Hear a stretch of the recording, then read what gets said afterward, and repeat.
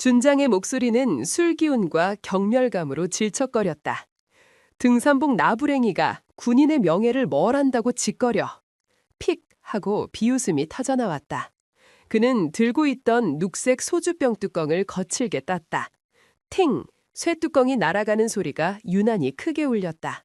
그리고 다음 순간 콸콸콸콸! 끔찍한 소리와 함께 차갑고 투명한 액체가 그의 앞에 서 있던 여자의 머리 위로 그대로 쏟아져 내렸다. 싸늘한 소주가 그녀의 머리카락을 적시고 목덜미를 타고 흘러 계급장 하나 없는 낡은 전투복 안으로 차갑게 스며들었다. 지독한 알코올 냄새가 확 풍겼다. 훈련장에 도열해 있던 수백 명의 병사들이 그 자리에서 돌처럼 굳어버렸다. 모두가 숨을 죽였다. 하지만 술에 취한 오강철 준장은 알지 못했다. 지금 자신이 모욕한 저 여자가 단순히 자신의 부하 여군이 아니라는 사실을. 그녀가 바로 자신보다 까마득한 상급자이자 자신과 같은 군대 내의 썩은 종양들을 도려내기 위해 합동참모본부에서 직접 파견된 별 2개의 소장이라는 사실을. 이 군대 역사상 가장 잔혹하고 가장 통쾌한 참교육이 지금 막 시작되려 하고 있었다. 강원도 최전방, 사람의 발길이 거의 닿지 않는 험준한 산악지대, 휙, 휙. 살을 내는 듯한 칼바람이 앙상한 나뭇가지 사이를 스치며 울부짖었다. 등산로라고 부르기 민망할 정도로 가파른 비탈길 위로 군복을 입은 수십 명의 그림자가 힘겹게 움직이고 있었다. 장교, 동계, 산악 전술 훈련. 거창한 이름이 붙었지만 실상은 그저 지루한 연례 행사일 뿐이었다. 헉, 헉, 헉. 대열 곳곳에서 거친 숨소리가 터져나왔다. 대부분의 장교들은 이미 지쳐 보였다. 하지만 단 한 사람, 대열의 중간쯤에서 묵묵히 걷고 있는 한 여자는 조금도 흐트러짐이 없었다. 그녀의 이름은 이소연, 42살. 그녀가 입고 있는 것은 누가 입다 버렸다고 해도 믿을 만큼 낡고 해진 전투복이었다. 어깨에는 당연히 있어야 할 계급장도 없었다. 그저 이번 훈련에 임시로 차출된 이름 없는 하급 장교처럼 보일 뿐이었다. 그녀는 아무 말 없이 일정한 보폭과 호흡을 유지하며 산을 올랐다. 하지만 그녀의 눈은 그 고요한 움직임과는 전혀 다른 이야기를 하고 있었다. 차갑고 투명한 호박석처럼 빛나는 눈동자. 그 눈은 마치 고성능 스캐너처럼 주변의 모든 것을 훑고 분석하고 저장하고 있었다. 나태하게 뒤처지는 장교들의 이름과 얼굴, 불필요하게 떠들며 규율을 어기는 자들의 목소리, 그리고 대열의 가장 앞에서 가장 시끄럽게 떠들고 있는 한 무리의 사람들. 바로 이번 훈련을 주관하는 사단장 오강철 준장과 그의 측근들이었다. 아, 씨발, 산은 왜 이렇게 저까지 높은 거야? 오강철 준장의 쩌렁쩌렁한 목소리가 산 전체를 울렸다. 그는 큼직한 바위에 궁둥이를 걸치고 앉아 땀을 뻘뻘 흘리며 투덜거렸다. 그의 옆에는 참모장인 박대령과 군수참모인 최중령이 아부를 떨며 붙어 있었다. 사단장님, 잠시 쉬었다 가시지요. 오늘 날씨가 유독 춥습니다. 그래, 안 그래도 다리가 후들거려 뒤지겠다. 야, 거기 김일병. 오 준장이 뒤쪽을 향해 고함을 질렀다. 그의 부름에 이제 갓 20살이 넘었을까 앳된 얼굴의 어린 병사 하나가 숨을 헐떡이며 달려왔다. 그의 등에는 자신의 군장보다 훨씬 더 커 보이는 아이스박스와 접이식 의자 따위가 산더미처럼 짊어져 있었다. 꾸물거리지 말고 의자부터 안 펴. 이 새끼가 빠져가지고. 죄송합니다. 어린 병사는 사시나무처럼 떨리는 손으로 허둥지둥 접이식 의자를 폈다. 오 준장은 그 의자에 몸을 파묻대 주저앉으며 만족스러운 신음을 흘렸다. 박대령과 최중령 역시 기다렸다는 듯 자신들의 의자를 펴고 앉았다. 마치 등산을 온 것이 아니라 캠핑이라도 온 사람들 같았다. 이소연은 그 모든 광경을 20m쯤 떨어진 곳에서 나무에 기댄 채 묵묵히 지켜보고 있었다. 그녀의 표정에는 아무런 변화도 없었다. 하지만 그녀의 턱선이 미세하게 날카로워졌다. 김일병, 이리 와서 술 따라봐, 새끼야. 뭘 멀뚱멀뚱 서 있어. 박대령이 아이스박스를 턱짓으로 가리키며 소리쳤다. 김일병은 새파랗게 질린 얼굴로 아이스박스를 열었다.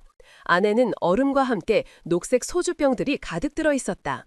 훈련 중의 음주, 명백한 군법 위반이었다. 하지만 그들에게는 군법 따위는 존재하지 않는 듯했다. 딸깍. 소주병 뚜껑이 따지는 소리가 유난히 크게 들렸다. 김일병은 떨리는 손으로 종이컵에 소주를 따랐다. 찰랑 찰랑 투명한 액체가 컵에 채워졌다. 역시 산에서 마시는 소주가 진짜 백이야. 오준장은 단숨에 소주 한 컵을 들이켜고는 돼지 멱다는 소리를 냈다. 그의 얼굴이 금세 벌겋게 달아올랐다. 그때였다. 오준장의 시선이 저만 채 떨어져서 자신들을 쳐다보고 있는 이소연에게 향했다. 그는 눈을 가늘게 떴다. 웬 낯선 여자 하나가 아무 말 없이 감정도 없는 눈으로 자신을 빤히 쳐다보고 있었다. 기분이 더러웠다. 어이! 그가 손짓으로 그녀를 불렀다. 거기 여자 이리 좀 와봐. 이소연은 잠시 그를 쳐다보다가 천천히 그들에게 다가갔다. 그녀의 발걸음 소리는 낙엽을 밟는 소리조차 내지 않을 만큼 조용했다. 자네는 소속이 어디야? 처음 보는 얼굴인데. 오준장이 술기운이 오른 흐릿한 눈으로 그녀를 위아래로 훑으며 물었다. 그의 시선에는 노골적인 호기심과 함께 여성을 향한 본능적인 경멸감이 묻어 있었다. 이번 훈련에 파견 지원 나온 인원입니다. 이소연은 짧게 대답했다. 거짓말은 아니었다. 파견은 맞았으니까. 다만 그 목적이 지원이 아니라 숙청이라는 점이 다를 뿐. 그녀의 모호한 대답에 오준장의 옆에 있던 최종령이 낄낄거리며 끼어들었다. 파견? 어디서 온 파견인데 그래? 국방부 직속이라도 되시나? 그의 말에 주변에 있던 다른 장교들 사이에서 참았던 웃음이 터져나왔다. 이소연은 그들의 조롱에도 아무런 반응을 보이지 않았다. 그녀는 그저 땔감을 바라보는 듯한 무감각한 눈으로 그들을 쳐다볼 뿐이었다. 그녀의 그런 태도가 오준장의 심기를 더욱 거슬렀다. 그는 술기운을 빌어 본격적으로 시비를 걸기 시작했다. 계급장도 없는 걸 보니 이제 막 임관한 햇병아리 소위인가? 아니면 혹시 부사관? 대답 안 해? 이 처자가 군기가 빠졌네. 군대에서는 상급자가 물으면 즉시 대답하는 게 기본이야. 그것도 안 배웠어? 그는 자리에서 일어나 비틀거리며 그녀에게 다가왔다. 역한 술 냄새가 훅 끼쳐왔다. 하긴 여자 몸으로 여기까지 올라온 거 보면 보통 내기는 아닌 것 같은데 세력 하나는 쓸만한가 보지. 그는 음흉한 미소를 지으며 그녀의 팔을 한번 툭 쳤다. 명백한 성희롱이었다. 이소연은 마침내 아주 희미하게 표정을 바꾸었다. 그녀의 입꼬리가 비웃는 것처럼 살짝 올라갔다. 하지만 그 미소는 너무나도 차갑고 서늘해서 보는 이의 등골을 오싹하게 만들었다. 사단장님. 그녀가 처음으로 그의 직책을 불렀다.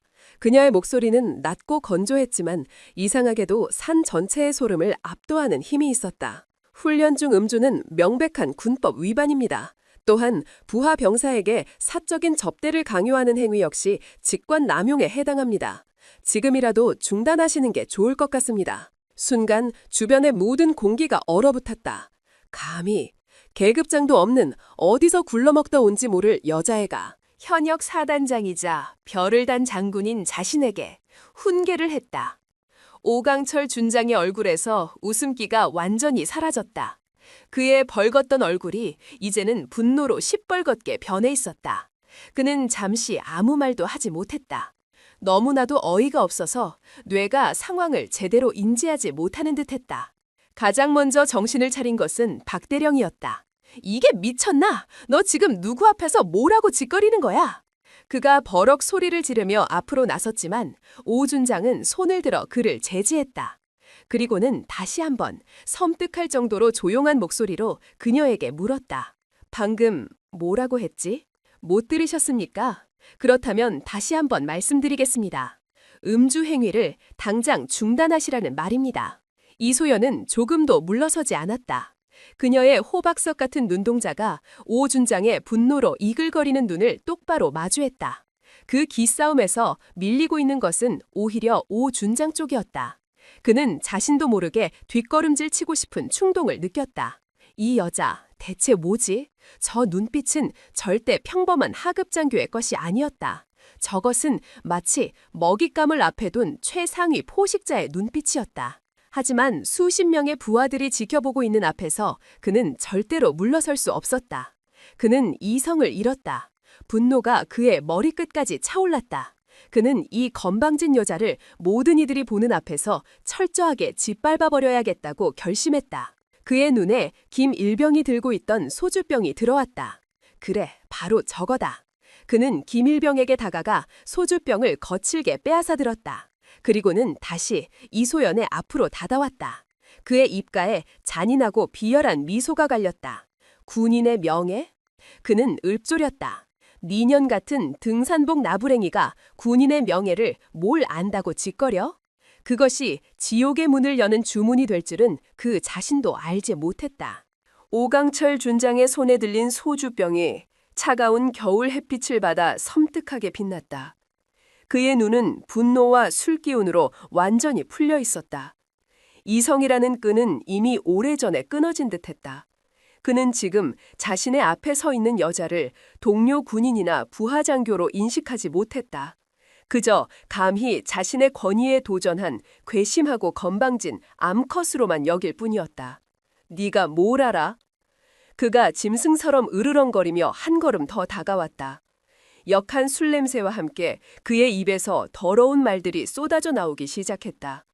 군대라는 게 어떤 곳인지 니년 같은 계집애가 뭘 하냐고. 여긴 전쟁터야.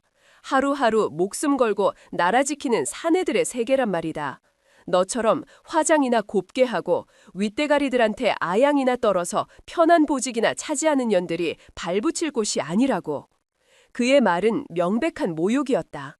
주변에 있던 다른 장교들은 이제 더 이상 웃지 않았다. 그들은 불안한 표정으로 이성을 잃고 폭주하는 자신들의 사단장과 그 앞에서도 미동조차 하지 않는 미스터리한 여자를 번갈아 쳐다볼 뿐이었다. 오직 박대령과 최중령만이 사단장의 비위를 맞추기 위해 억지 미소를 지으며 옆에 서 있었다. 이소연은 여전히 아무 말이 없었다.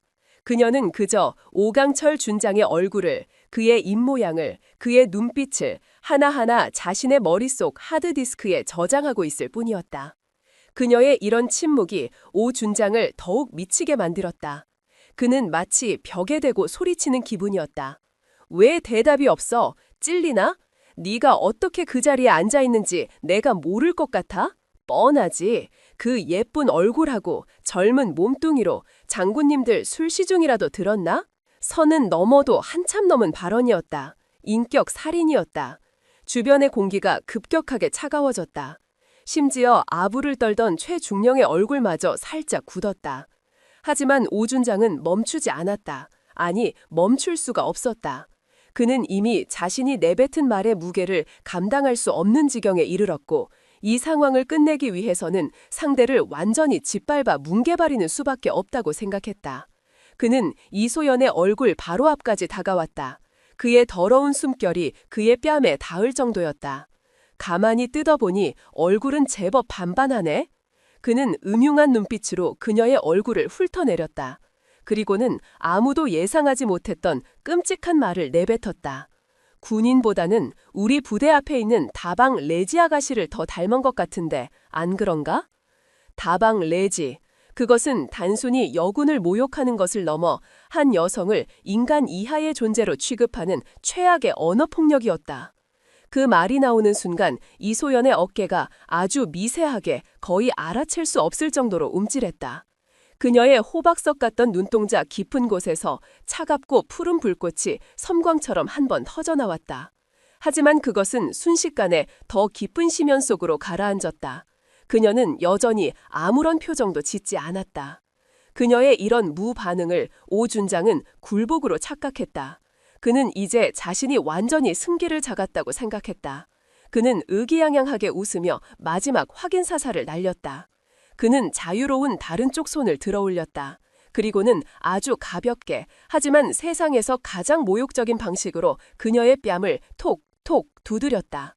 마치 길가의 개를 귀여워해주기라도 하는 그런 손짓이었다. 응? 대답해봐 아가씨. 한 잔에 얼마야? 바로 그 순간이었다. 이소연의 굳게 다물려 있던 입술이 마침내 아주 천천히 열렸다. 그녀의 목소리는 겨울 호수의 얼음 밑을 흐르는 물처럼 낮고 차가웠다. 준장 오강철. 그녀는 처음으로 그의 계급과 이름을 함께 불렀다.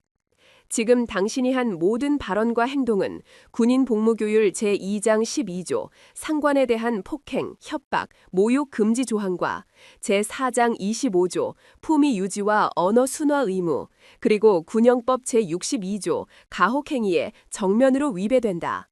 그녀는 마치 법전을 통째로 외운 사람처럼 정합한 법조항을 막힘없이 읊었다. 그녀의 목소리에는 조금의 떨림도 없었다. 또한 군형법 제92조의 욕, 추행 조항에도 해당될 수 있음을 경고한다. 지금 당장 모든 행동을 멈추고 공식적으로 사과할 것을 마지막으로 권고한다. 그녀의 말은 마치 잘 벼려진 칼날처럼 논리정연하고 날카로웠다. 술에 취해 이성을 잃은 오 준장마저도 순간 말문이 턱 막혔다. 저 여자 대체 정체가 뭐지? 어떻게 저런 법조항들을 줄줄이 외우고 있는 거지? 하지만 이미 엎질러진 물이었다. 수십 명의 부하들이 지켜보는 앞에서 그는 이제 와서 사과를 할 수도 물러설 수도 없었다. 여기서 물러서는 순간 자신의 권위는 바닥으로 추락할 터였다. 그의 머릿속에 남은 것은 오직 폭력적인 분노와 이 상황을 어떻게든 뒤집어야 한다는 강박뿐이었다. 이게 끝까지. 그는 말을 잇지 못하고 그저 분노로 입술을 부들부들 떨었다. 그리고는 가장 원시적이고 가장 폭력적인 방법으로 이 상황을 끝내기로 결심했다. 그는 손에 들고 있던 소주병을 높이 치켜들었다. 그래, 법, 좋다 이거야. 그럼 이것도 법 위반인지 한번 대답해봐라, 이 똑똑한 년아. 그의 고함 소리와 함께 끔찍한 일이 벌어졌다. 콸콸콸콸. 차갑고 투명한 소주가 병 입구를 떠나 포물선을 그리며 이소연의 머리 위로 쏟아져 내렸다. 그녀는 피하지 않았다. 아니, 피할 필요조차 느끼지 못했다. 그녀는 그저 눈을 감았다. 차가운 액체가 그녀의 정수리를 때리고 머리카락을 타고 흘러내려 뺨과 목덜미를 적시는 감각을 온몸으로 느끼고 있었다. 지독한 알코올 냄새가 그녀의 후각을 마비시켰다. 산 전체가 순간 침묵에 휩싸였다. 바람 소리마저 멎었다. 마치 세상 모든 것이 이 끔찍하고 부당한 폭력의 순간을 숨죽여 지켜보는 것 같았다. 수백 명의 병사들은 자신들의 눈앞에서 벌어진 광경을 믿을 수가 없었다. 한 여성 장교가 그들의 사단장에게 공개적으로 술세례를 받는 끔찍한 장면. 그들의 가슴 속에서 무언가 뜨거운 것이 치밀어 올랐다. 그것은 분노였다. 하지만 동시에 아무것도 할 수 없다는 무력감이 그들의 온몸을 쇠사슬처럼 올가매고 있었다. 오강철 준장은 빈 소주병을 바닥에 내던졌다. 쨍그랑! 유리가 바위에 부딪혀 깨지는 날카로운 소리가 침묵을 갈랐다. 그는 숨을 헐떡였다. 거대한 일을 저질렀다는 희미한 자각이 들었지만 이미 늦었다. 그는 자신의 행동을 정당화하기 위해 마지막까지 발악했다. 어떠냐? 이제 좀 정신이 들어. 여기가 어디라고 감히 나한테 기어올라. 니년 같은 건 이렇게 밟아줘야 정신을 차리지. 이소연은 천천히 눈을 떴다. 소주에 젖은 그녀의 머리카락이 뺨에 달라붙어 있었다. 전투복은 축축하게 젖어 몸의 윤곽이 희미하게 드러났다. 그 모습은 처량해 보일 수도 있었다. 하지만 이상하게도 그녀에게서는 조금의 나약함이나 굴욕감도 느껴지지 않았다. 오히려 그 반대였다. 그녀의 호박석 같던 눈동자는 이제 더 이상 투명하지 않았다. 그 안에는 모든 것을 불태워버릴 듯한 차갑고 푸른 지옥의 불길이 이글거리고 있었다. 그녀는 아무 말 없이 자신의 오른손을 들어 뺨에 붙은 머리카락을 조용히 쓸어넘겼다. 그리고는 주먹을 천천히 쥐었다. 너무나도 꽉 쥐인 나머지 뼈마디가 하얗게 드러날 정도였다. 그녀의 입술이 다시 한번 아주 천천히 열렸다. 좋아. 그녀는 나지막이 오직 자신만이 들을 수 있을 정도로 작게 속삭였다. 이제부터 시작하지. 그것은 한 개인의 복수를 다짐하는 목소리가 아니었다. 그것은 군대의 이름으로, 정의의 이름으로 썩어빠진 암덩어리를 향해 사형을 선고하는 집행관의 목소리였다. 폭풍 전야의 고요함, 모든 것이 이제 곧 시작되려 하고 있었다. 다음 날 오전 9시. 사단 작전 회의실의 공기는 무겁게 가라앉아 있었다. 거대한 U자형 테이블에는 사단의 모든 핵심 참모들이 칼 같은 자세로 앉아 있었다. 그들의 얼굴에는 긴장감이 역력했다. 어젯밤 전군의 긴급 전문이 하달되었다. 합동참모본부에서 전군을 대상으로 한 특별 전투준비태세 및 군 기강 감찰을 실시한다는 내용이었다. 그리고 그 첫 번째 대상이 바로 이곳 오강철 준장이 이끄는 17사단이었다. 젠장, 하필 왜 우리 부대야? 상석에 앉은 오강철 준장은 신경질적으로 책상을 손가락으로 두드렸다. 탁, 탁, 탁. 그의 불안한 심리를 대변하는 듯한 소음이 회의실 전체를 울렸다. 그는 어제 산에서 있었던 일이 마음에 걸렸다. 술에 취해 저지른 짓이긴 했지만 그 여자, 계급장도 없던 그 여자의 마지막 눈빛이 자꾸만 뇌리에서 떠나지 않았다. 지옥불처럼 차갑고 서늘했던 그 눈빛. 설마 아니겠지. 그깟 계집애 하나가 뭘 어쩔 수 있겠어. 그는 애써 불안감을 떨쳐내려는 듯 헛기침을 했다. 옆에 앉은 박대령이 그의 눈치를 살피며 아첨을 떨었다. 사단장님, 너무 걱정 마십시오. 우리 사단만큼 군 기강이 완벽한 부대가 또 어디 있겠습니까? 합참 높으신 양반들도 그냥 요식행위로 둘러보고 갈 겁니다. 그래야 할 텐데 말이야. 이번에 감찰단장으로 오는 인간이 보통 내기가 아니라는 소문이 있어. 아주 독사 같은 여자라던데. 오 준장이 투덜거렸다. 그때였다. 똑똑. 회의실 문을 두드리는 노크 소리가 들렸다. 모든 참모들의 어깨가 움찔했다. 올 것이 왔구나. 들어와. 오 준장이 헛기침을 하며 위험 있는 목소리를 꾸며냈다. 끼익. 묵직한 회의실 문이 천천히, 아주 천천히 열렸다. 모든 이들의 시선이 문 쪽으로 향했다. 그들의 심장이 쿵쿵쿵 긴장으로 세차게 뛰기 시작했다. 가장 먼저 들어온 것은 합참 소속의 대령 한 명과 젊은 김지원 소위였다. 그들은 문 양옆으로 비켜서서 부동 자세로 경례를 붙였다. 그리고 마침내 오늘의 주인공이, 감찰단장이 모습을 드러냈다. 모두의 시간이 그 자리에서 멈췄다. 회의실 안의 모든 공기가 한순간에 진공 상태가 되어버린 듯했다. 안으로 들어선 것은 한 명의 여군이었다. 그녀는 한치의 흐트러짐도 없는 완벽한 제복을 입고 있었다. 칼날처럼 날카롭게 각이 잡힌 정모, 눈부시게 하얀 셔츠, 그리고 위험 있는 국방색 정복. 하지만 그들을 경악하게 만든 것은 그녀의 옷차림이 아니었다. 바로 그녀의 얼굴이었다. 어제 산악훈련장에서 자신들이 다방 레지라며 조롱하고 머리 위에 소주를 쏟아부었던 바로 그 여자였다. 오강철 준장의 입이 붕어처럼 벌어졌다. 그의 눈은 금방이라도 튀어나올 것처럼 커졌다.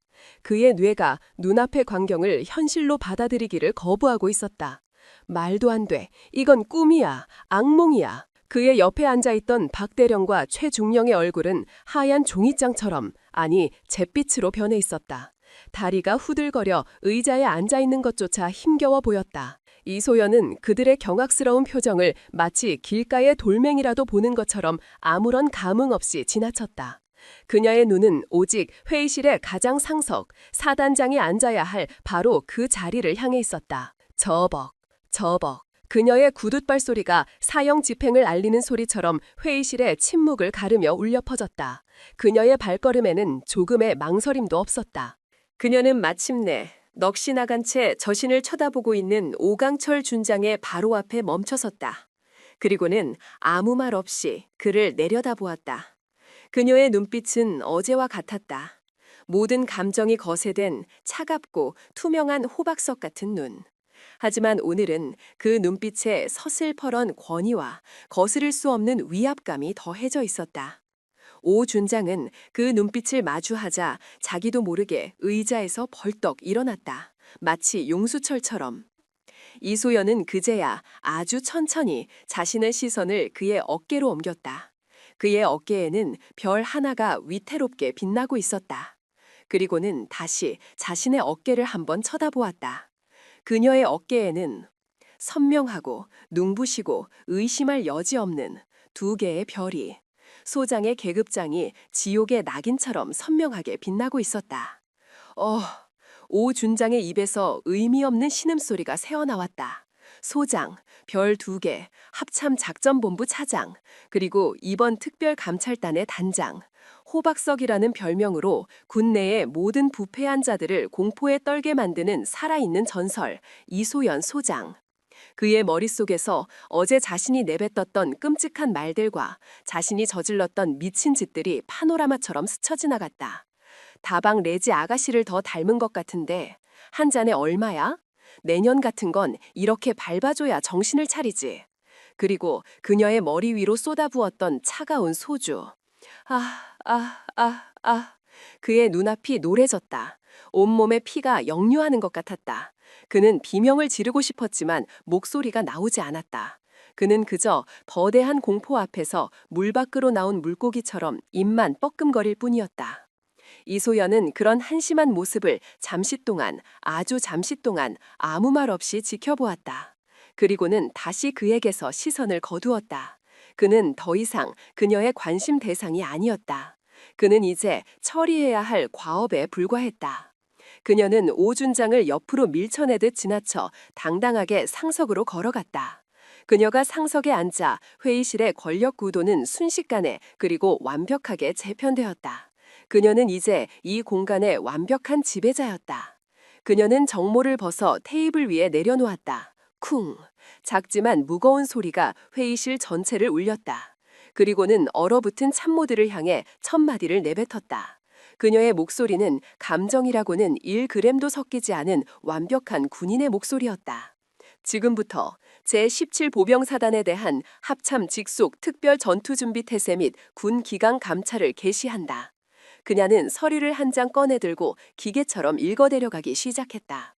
본 감찰은 사단 내 만연한 기강회의, 비효율적인 훈련체계, 그리고 일부 지휘관들의 도덕적 해이와 비위행위에 대한 첩보에 근거하여 실시되는 것이다. 일부 지휘관들의 도덕적 해이와 비위행위. 그 구절을 읽을 때 그녀는 잠시 고개를 들어 잿빛이 된 오 준장의 얼굴을 똑바로 쳐다보았다. 그녀의 눈빛은 말하고 있었다. 바로 너 말이야, 이 쓰레기야. 오 준장은 그녀의 시선을 피하며 고개를 푹 숙였다. 그는 지금 이 자리에서 증발해버리고 싶었다. 이소연은 다시 서류로 시선을 옮겼다. 감찰 기간 동안 본관은 사단장보다 상위의 지휘권을 갖는다. 사단의 모든 인원과 자원은 감찰단의 통제에 따라야 한다. 본관의 허가 없이는 그 누구도 부대를 떠날 수 없으며 모든 통신은 감찰된다. 그녀는 서류를 한 장 꺼내 들고 기계처럼 읽어내려가기 시작했다. 본 감찰은 사단 내 만연한 기강회의, 비효율적인 훈련체계, 그리고 일부 지휘관들의 도덕적 해이와 비위행위에 대한 첩보에 근거하여 실시되는 것이다. 일부 지휘관들의 도덕적 해이와 비위행위. 그 구절을 읽을 때 그녀는 잠시 고개를 들어 잿빛이 된 오 준장의 얼굴을 똑바로 쳐다보았다. 그녀의 눈빛은 말하고 있었다. 바로 너 말이야, 이 쓰레기야. 오 준장은 그녀의 시선을 피하며 고개를 푹 숙였다. 그는 지금 이 자리에서 증발해버리고 싶었다. 이소연은 다시 서류로 시선을 옮겼다. 감찰 기간 동안 본관은 사단장보다 상위의 지휘권을 갖는다. 사단의 모든 인원과 자원은 감찰단의 통제에 따라야 한다. 본관의 허가 없이는 그 누구도 부대를 떠날 수 없으며 모든 통신은 감찰된다. 그것은 사실상의 계엄령 선포나 다름없었다. 마지막으로 한 가지 분명히 말해둔다. 그녀는 서류를 내려놓고 회의실에 앉아있는 모든 산모들의 얼굴을 하나하나 뜯어보듯 쳐다보았다. 본관은 이번 감찰에 있어 그 어떤 성역도 그 어떤 관용도 베풀지 않을 것이다. 계급의 고화를 막론하고 단 하나의 비위 사실이라도 적발될 시 군법에 의거하여 가장 엄중하게 처벌할 것임을 이 자리에서 엄숙히 선포한다. 그녀의 마지막 말은 마치 얼음 송곳처럼 회의실에 앉아있는 모든 이들의 심장을 꿰뚫었다. 특히 오 준장을 측근이었던 박대령과 최중령은 자신들의 군 생활이, 아니 인생이 오늘로 끝났다는 사실을 직감했다. 이상 질문 있나? 당연히 아무도 없었다. 회의실 안에는 쥐 죽은 듯한 정적만이 흘렀다. 좋다. 그럼 지금부터 각 부서별 업무 보고를 시작하도록. 참모장부터. 그녀는 박대령을 지목했다. 박대령은 자리에서 일어나려 했지만 다리가 풀려 휘청거렸다. 그는 거의 울먹이는 목소리로 간신히 보고를 시작했다. 참모장, 대령, 박성준, 현재 부대 병력 현황은? 그의 목소리는 염소처럼 떨려 나왔다. 이소연은 그 꼴을 가만히 지켜보다가 차갑게 말을 잘랐다. 됐다. 앉아. 그리고는 옆에 서 있던 자신의 부관 김지원 소위를 향해 말했다. 김소위, 지금부터 자네가 회의를 진행해. 나는 잠시 처리해야 할 쓰레기가 있어서. 그녀는 자리에서 일어났다. 그리고는 오강철 준장을 향해 턱짓을 했다. 준장, 오강철, 잠시 나 좀 보지. 지옥의 문이 마침내 그의 앞에서 활짝 열리고 있었다. 이소연 소장이 회의실을 나간 후 남겨진 참모들은 마치 혼이라도 빠져나간 사람들처럼 멍하니 앉아 있었다. 그들을 지배하던 오만함과 나태함은 온데간데 없고 이제 그 자리에는 오직 원초적인 공포만이 남아 있었다. 그들은 모두 알고 있었다.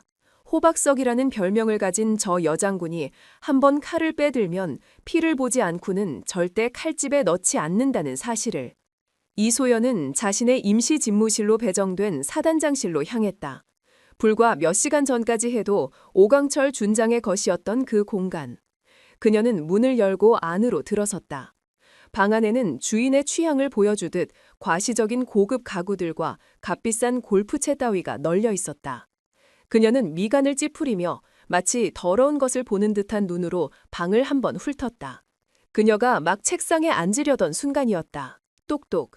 조심스러운 노크 소리가 들려왔다. 들어와. 문이 살짝 열리고 젊은 장교 한 명이 고개를 불쑥 내밀었다. 아까 회의실에서 보았던 합참에서 데려온 그 소위였다. 김지원. 그의 얼굴에는 긴장감과 함께 무언가 결심한 듯한 굳은 의지가 서려 있었다. 무슨 일이지, 김소위? 이소연이 물었다. 그녀의 목소리는 여전히 차가웠지만 그를 대하는 태도는 오 준장 일당을 대할 때와는 미묘하게 달랐다. 김지원은 안으로 들어와 문을 닫고 그녀의 책상 앞으로 다가왔다. 그리고는 조금의 망설임도 없이 허리를 90도로 숙여 깊이 격리했다. 소장님, 드릴 말씀이 있습니다. 그의 목소리는 작았지만 그 안에는 강한 힘이 담겨 있었다. 이소연은 의자에 등을 기댄 채 팔짱을 끼고 그를 물끄러미 쳐다보았다. 그녀의 호박석 같은 눈이 젊은 소위의 머리부터 발끝까지 그의 진심을 꿰뚫어 보려는 듯 천천히 훑었다. 말해봐. 김지원은 마른 침을 한번 꿀꺽 삼키고 어렵게 입을 열었다. 어제 산악훈련장에서 있었던 일을 저도 봤습니다. 그의 말에 이소연의 눈빛이 아주 미세하게 움직였다. 그 자리에 있었던 많은 장교들 중 한 명이었군. 그래서 너무나도 치욕스럽고 분했습니다. 한 명의 군인으로서 그리고 한 명의 인간으로서. 하지만 저는 아무것도 하지 못했습니다. 그저 비겁하게 고개를 숙이고 있었을 뿐입니다. 그 사실이 어젯밤 내내 저를 잠 못 들게 만들었습니다. 죄송합니다, 소장님. 그는 다시 한번 허리를 깊이 숙였다. 그의 목소리에는 진심 어린 분노와 자기 혐오가 담겨 있었다. 이소연은 잠시 말이 없었다. 그녀는 김지원의 얼굴을, 그의 눈을 빤히 쳐다보았다. 그의 눈은 맑고 총명했으며 무엇보다도 아직 정의감으로 뜨겁게 타오르고 있었다. 이 썩어 빠진 보대 안에도 아직 저런 눈빛을 가진 젊은이가 남아있었다는 사실이 그녀에게는 작은 위안처럼 느껴졌다. 그녀가 마침내 입을 열었다. 자네가 사과할 일은 아니야. 그 상황에서 일개 소위인 자네가 할 수 있는 일은 아무것도 없었어. 나섰다면 자네 군 생활만 끝장났을 뿐이겠지. 고개 들어. 그녀의 목소리는 여전히 딱딱했지만 그 안에는 희미한 온기가 담겨 있었다. 김지원은 천천히 고개를 들었다. 그 말을 하려고 날 찾아온 건 아닐 텐데 본론을 말해봐. 자네가 정말로 하고 싶은 말이 뭐야? 그녀의 날카로운 질문에 김지원은 다시 한번 입술을 깨물었다.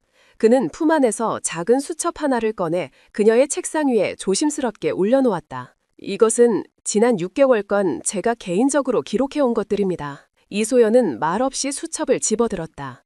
그리고 첫 장을 넘기는 순간 그녀의 눈빛이 얼음처럼 차갑게 변했다.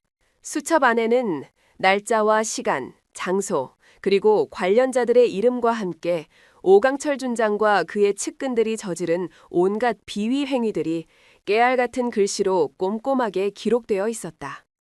부대 유류를 빼돌려 민간 주유소에 팔아넘긴 내역, 병사들의 부식비를 횡령하여 자신들의 회식비로 사용한 정황, 군수창고에 있어야 할 최신형 전투 장비들이 인근의 미군 부대 암시장으로 흘러들어간 기록, 심지어 부대 내 시설 공사를 특정 업체에 몰아주고 그 대가로 거액의 뇌물을 수수한 내용까지. 그것은 단순한 비리 혐의의 나열이 아니었다. 그것은 한 군부대가 얼마나 체계적으로 그리고 얼마나 오랫동안 썩어 들어가고 있었는지를 보여주는 끔찍한 암세포의 조직도였다. 이소연은 수첩을 한 장 한 장 넘길 때마다 아무 말도 하지 않았다. 하지만 그녀의 턱 근육이 점점 더 단단하게 굳어지고 손가락 마디가 하얗게 변해가는 것을 김지원은 똑똑히 볼 수 있었다. 그녀의 침묵은 곧 터져나올 거대한 화산의 분화구를 예고하는 불길한 고요함이었다. 마지막 장을 덮었을 때 그녀는 깊은 한숨을 내쉬었다. 이걸 왜 나에게 가져왔지? 자네 상관에게 보고했어야 하는 것 아닌가? 김지원은 씁쓸하게 웃었다. 보고했습니다. 저희 중대장님께 그리고 대대장님께도. 하지만 아무 소용 없었습니다. 오히려 돌아온 것은 쓸데없는 짓 하지 말고 가만히 있으라는 협박뿐이었습니다. 그분들 역시 모두 한통속이었기 때문입니다. 저는 거의 포기하고 있었습니다. 이 거대한 부패의 사슬 앞에서 저 같은 일개 소위가 할 수 있는 일은 아무것도 없다고 생각했습니다. 하지만 어제 소장님을 뵈었습니다. 그리고 오늘 아침 회의실에서 소장님의 선포를 들었습니다. 그래서 마지막 희망을 걸어보기로 결심했습니다. 그의 목소리는 절박했지만 그의 눈빛은 그 어느 때보다 강하게 빛나고 있었다. 이소연은 한참 동안 말이 없었다. 그녀는 의자에서 일어나 창가로 걸어가 연병장을 내려다보았다. 수백 명의 젊은 병사들이 아무것도 모른 채 훈련에 매진하고 있었다. 저 순수한 젊음들을 썩어빠진 지휘관들이 자신들의 사리사욕을 채우는 도구로 이용하고 있었다. 그녀의 가슴 속에서 차가운 분노가 용암처럼 들끓었다. 그녀는 마침내 결심했다. 그녀는 다시 책상으로 돌아와 김지원의 앞에 섰다. 김지원 소위. 예, 소장님.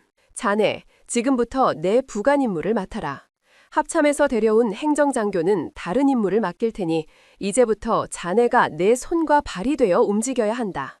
김지원의 눈이 커졌다. 그는 자신의 귀를 의심했다. 예? 제가 소장님의 부관을? 못하겠나? 아닙니다. 할 수 있습니다. 목숨을 걸고 임무를 수행하겠습니다. 그의 목구러지라 대답했다. 그의 얼굴에는 감격과 함께 무거운 책임감이 교차하고 있었다. 좋다. 이소연의 입가에 아주 희미한, 거의 알아챌 수 없는 미소가 스쳐 지나갔다. 마치 쓸만한 무기를 손에 넣은 장수의 미소처럼. 지금부터 우리의 전쟁을 시작한다. 그녀의 목소리는 낮았지만 그 안에는 전장을 뒤흔드는 힘이 담겨 있었다. 첫 번째 임무다. 이 수첩에 기록된 내용들을 뒷받침할 수 있는 모든 물적 증거를 확보한다. 예산 집행 내역서, 유류 출납 일지, 각종 훈련 및 공사 관련 서류, 그리고 지난 1년간 사단 감찰실에 접수되었다가 묵살된 모든 병사들의 소원 수리 원본까지 단 하나도 빠짐없이 오늘 밤 자정까지 내 책상 위로 가져오도록. 하지만 그 서류들은 모두 각 부서의 기밀 서류들입니다. 제가 접근할 권한이... 김지원이 조심스럽게 말했다. 이소연은 차갑게 웃었다. 권한은 내가 주겠다. 그녀는 책상 위에 있던 인터폰을 눌렀다. 잠시 후 합참에서 파견된 헌병대장이 집무실로 들어왔다. 소장님, 부르셨습니까? 지금부터 김지원 소위는 나의 대리인이다. 김 소위가 요구하는 모든 서류와 정보에 대해 사단의 모든 부서는 즉각 협조해야 한다. 만약 아주 사소한 비협조나 저항의 움직임이라도 보인다면 그게 누구든 그 자리에서 즉시 감찰 방해 및 명령 불복종 혐의로 체포하도록. 내 말 알아들었나? 예, 알겠습니다. 헌병대장의 눈이 빛났다. 그 역시 이 부대의 썩은 냄새를 맡고 있었지만 명분이 없어 움직이지 못하고 있던 참이었다. 이제 호박석이라는 절대적인 명분이 생겼다. 이소연은 다시 김지원을 쳐다보았다. 이제 됐나, 김소희. 자네 뒤에는 내가 있고 합참이 있고 이 나라에 군법이 있다. 그러니 아무것도 두려워하지 말고 움직여라. 자네가 이 전쟁의 선봉장이다. 김지원의 가슴이 뜨거워졌다. 그는 더 이상 외롭지 않았다. 그는 거대한 부패에 맞서 싸우는 정의로운 전쟁의 최전선에 선 군인이었다. 명, 받들겠습니다. 그는 우렁차게 경례를 붙이고 돌아서서 집무실을 나갔다.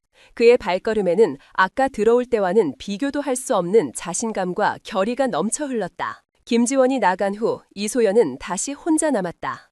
그녀는 김지원이 두고 간 낡은 수첩을 다시 한번 아주 천천히 펼쳐보았다. 그녀의 손가락이 준장 오강철이라는 이름을 아주 천천히 그리고 아주 강하게 쓸어내렸다. 오강철. 그녀는 나지막이 그의 이름을 을조렸다. 니놈의 지옥은 이제부터 시작이다. 그녀의 눈동자 속에서 차갑고 푸른 호박석의 불꽃이 마침내 본격적으로 타오르기 시작했다. 거대한 전쟁의 서막이 그렇게 조용히 하지만 거역할 수 없는 힘으로 열리고 있었다. 지옥은 생각보다 빨리 그리고 아주 가까이 다가왔다. 이소연 소장이 감찰의 칼을 빼든 순간부터 17사단은 거대한 폭풍의 눈안으로 빨려 들어갔다. 김지원 소위는 마치 오랫동안 이날을 기다려온 사람처럼 무섭게 움직였다. 그의 뒤에는 호박석이라는 절대적인 권위와 눈에 살기가 등등한 합참 헌병들이 버티고 있었다. 군수참모실입니까? 소장님 지시입니다. 지난 3년간의 유류 및 탄약 출납일지 원본 지금 당장 제출해 주십시오. 인사참모실이죠? 최근 5년간의 장교 진급 심사자료 전부 봉인해서 감찰단으로 이관하시기 바랍니다. 시설참모실은 듣고 있나? 현재 진행 중인 모든 막사 신축 및 보수공사 전면 중단하고 관련 서류 일체를 제출하도록 지금 당장. 김소희의 목소리는 사단 내 모든 부서를 연결하는 인터폰을 통해 쉴 새 없이 울려 퍼졌다. 그의 요구에 토를 다는 자는 아무도 없었다. 감히 저항하려던 몇몇 오강철의 신복들은 그 자리에서 헌병들에게 팔이 꺾여 끌려나갔다. 감히 저항하려던 몇몇 오강철의 신복들은 그 자리에서 헌병들에게 팔이 꺾여 끌려나갔다. 감찰 방해 및 명령 불복종 현행덤이라는 군인에게는 사형 선고나 다름없는 죄목이 붙었다. 사단 전체가 공포에 질려 얼어붙었다. 오강철 준장의 왕국은 불과 반나절 만에 이소연이라는 새로운 지배자에 의해 완벽하게 장악되었다. 오강철 준장은 자신의 집무실이었던 사단장실을 빼앗긴 채 초라한 접견실에 사실상 감금되어 있었다. 그는 창밖으로 자신의 부하들이 헌병들에게 이리저리 끌려다니고 온갖 서류들이 압수강하는 광경을 무력하게 지켜볼 수밖에 없었다. 시발, 시발! 그는 미친 사람처럼 머리를 쥐어뜯었다. 손톱이 두피를 파고드는 고통도 느껴지지 않았다. 그의 머릿속에는 오직 한 가지 생각뿐이었다. 이대로 끝이다. 그가 지난 수십 년간 쌓아올린 모든 것들이 모래성처럼 허물어지고 있었다. 돈, 명예, 권력, 그 모든 것들이 호박석이라 불리는 저 독사 같은 여자 하나의 손에 의해 젤다되어 사라지고 있었다. 그의 눈에 핏발이 섰다. 이대로 죽을 수는 없었다. 이렇게 허무하게 저 어린 계집애의 손에 무너질 수는 없었다. 무언가 해야만 했다. 이 판을 뒤집을 마지막 한 방이 필요했다. 그의 머릿속에 광기 어린 계획 하나가 떠올랐다. 그래, 저 여자는 명분을 중요하게 생각하지. 군법, 규율, 원칙.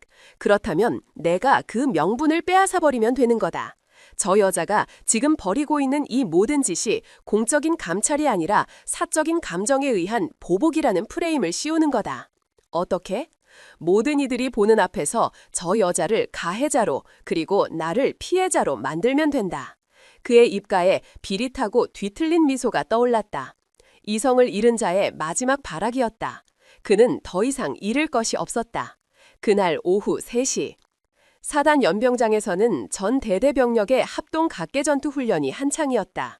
흙먼지가 자욱한 연병장 위로 수백 명의 병사들이 포복을 하고 장애물을 넘으며 땀을 흘리고 있었다. 이소연 소장은 연병장이 한눈에 내려다 보이는 사열대 위에서 팔짱을 낀 채 훈련을 감독하고 있었다. 그녀의 옆에는 김지원 소위가 수첩을 든 채 서 있었다. 김소위, 저기 3중대 병사들 포복 자세가 엉망이군. 대대장에게 전달해서 훈련 종료 후 재교육시키도록.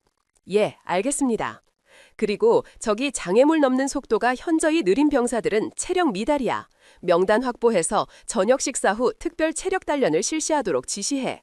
그녀는 매서운 눈으로 훈련의 문제점들을 하나하나 정확하게 짚어냈다. 그녀는 단순히 비리를 적발하는 감찰관이 아니었다. 그녀는 대한민국 최고의 엘리트 군인 중 한 명이었다. 바로 그때였다.